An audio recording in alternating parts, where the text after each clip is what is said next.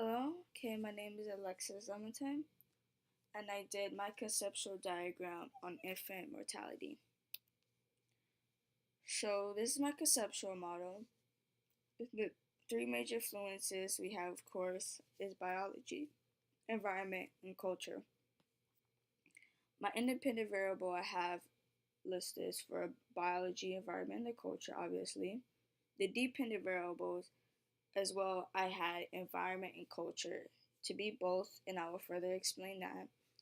And surrounding everything, the other circles under biology, environment, and culture are the dependent variables. So for biology, we have prenatal influences, genetic expressions, postnatal influences, and diet.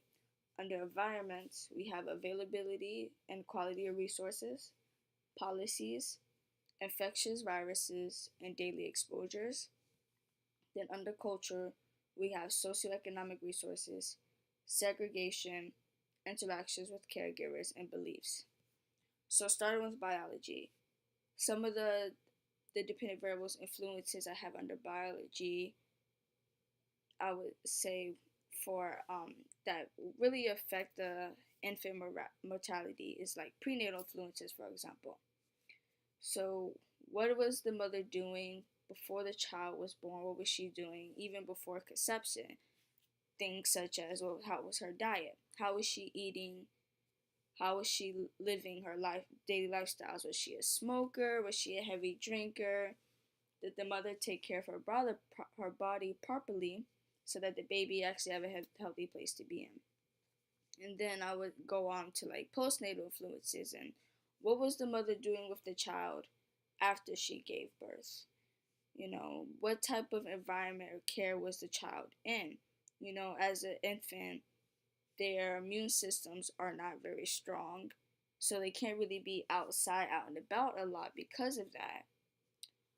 Then let's go on to environment, for example, and like that's kind of segueing into like postnatal influences with the environment that the child is in because of the weakened immune system.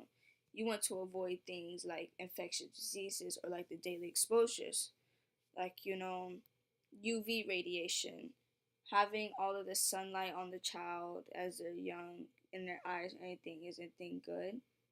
If they're in an environment where it's not very clean, so the water's not um, the most cleanest, there's viruses or bacteria in there that's not healthy for people. Living in that type of environment will most definitely negatively impact an infant's mortality, which go on to the availability of quality resources.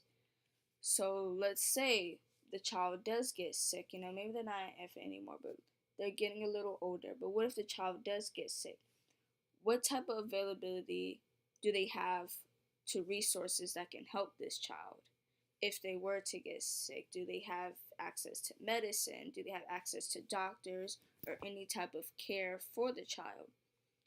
And as I said, that is a dependent variable for the environment because where they live does the availability of resources does depend on the environment that the person is in.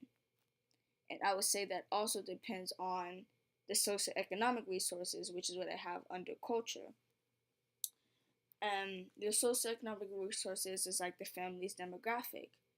And what is this family's stand in society, such as their money status? Are they poor? Are they middle class? Are they upper class? Like, what type of access do they have to help the child if anything were to happen, or even themselves? Their interaction with caregivers. Let's say the caregiver, whether it's the mom, the dad, or the adult who's responsible for the child. What if they're sick or type of any way? Do they have the access to resources to help them so they can continue to help raise the child, care for the child, nurture the child? Um, and that was just kind of like touching on my basis on how wanted to connect everything with the dependent variables, independent variables, and how it influence infant mortality. This is my source I use, Children's Health, the nation's wealth assessing and improving child health, that I use to get help with my facts and information and how I made this conceptual model. And that is it. Thank you.